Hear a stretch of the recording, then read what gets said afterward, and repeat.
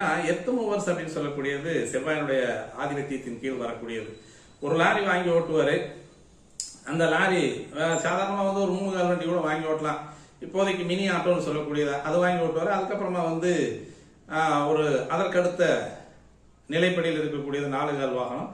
அதற்கடுத்தது கொஞ்சம் லைட் வெஹிக்கிளை வாங்கி அப்புறமா ஹெவி வெஹிக்கிள் வாங்கி அப்புறம் எர்த் மூவர்ஸ் அப்படின்றத வாங்கக்கூடிய அளவுக்கு அந்த 7 வருடங்களிலேயும் செவ்வாய் தனது சுபபலனை தரக்கூடிய அமைப்பில் இருந்தால் கண்டிப்பாக அந்த ஜாதகரை மிக செல்வந்தனாக உயர்த்தி அந்த அளவுக்கு, அதாவது சுரங்கம் தோண்டக்கூடிய இயந்திரங்கள், மிகப்பெரிய பெரிய ஆழ்துளை கிணறுகளை தோண்டக்கூடிய இயந்திரங்கள், அதே மாதிரி அந்த வாய்க்கால் வெட்டக்கூடிய இயந்திரங்கள், பழுவை தூக்கி கொண்டு செல்லக்கூடிய இயந்திரங்கள், இது மாதிரி மிகப்பெரிய அந்த எர்த் மூவர்ஸ் அப்படின்னு சொல்லக்கூடிய வாகனங்களை வாங்கி அவர்கள் தொழில் செய்யக்கூடிய மிக பெரும் தொழில் அதிபர்களாக உயர்த்தி வைப்பவன் செவ்வாய்.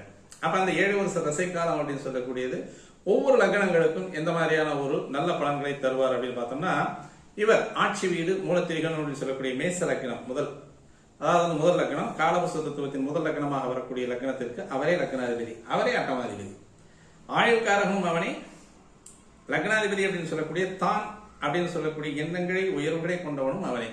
அப்ப லக்னம் அப்படின்னு சொல்லக்கூடிய அமைப்பில் அந்த லக்னாதிபதி செயல்படக்கூடிய அமைப்பு 1, 5, 9 இருந்தார் அப்படின்னா உண்மையிலே இது அரச பீடத்தை அலங்கரிக்கக்கூடிய அமைப்பில் அந்த செவ்வாய் தசை அப்படின்றது கண்டிப்பாக நடத்தி கொடுப்பார். சார் அவர் அட்டமாதிபதியாக இருக்காரு அப்படின்னு பார்த்தோம்னா 1, 5, 8 1, 5, 9 அப்படின்னு சொல்லக்கூடிய இடங்கள்ல நின்று தசை நடத்தினா யோக பலன்களை தருவார். சப்போஸ் ஆட்சி வீடு அப்படின்னு சொல்லக்கூடிய லக்னத்திலே இருக்கார், நல்லா இருக்கும். 8ஆம் இடத்துல இருந்தால் வெளிநாடு அப்படின்னு சொல்லக்கூடியது வெளியூர் வெளிநாடுகளுக்கு சென்று வேலை தேடக்கூடியது, நல்ல பெரும் வேலைகளை தேடக்கூடிய வாய்ப்பு வெளிநாடுகளில் கிடைக்கும், உள்ளூர்ல இருந்து கிடைக்காது. அவங்களுக்கு வெளிநாட்டு வேலை வாய்ப்பு அப்படின்றது அந்த 7 வருஷ தசை காலங்கள்ல 8ஆம் இடத்தில் நின்று செவ்வாய் தசை நடத்துறார் அப்படின்னால 8, 6, 12 நின்று தசை நடத்தினார். பொதுவாக மேச லக்னத்துக்கு செவ்வாய் போயிட்டு கன்னிராசி அப்படின்னு சொல்லக்கூடிய இடத்துல மறைஞ்சார் அப்படின்னா இது கடன் தொல்லை வம்பு வழக்கு இதுகளெல்லாம் சொல்லக்கூடிய செய்யக்கூடிய அமைப்புகள்ல எப்பவுமே கன்னிராசியில் இருக்கக்கூடிய செவ்வாய் எந்த லக்னத்துக்கும் ஆகாது, எந்த ராசிக்கும் ஆகாது அப்படின்னு சொல்லுவாங்க. கன்னி செவ்வாய் கடல் மற்றும் அப்படின்னு சொல்லுவாங்க. இருந்தாலும் காரணம் இது காலபுருஷ தத்துவத்தினுடைய தத்துவமானம்.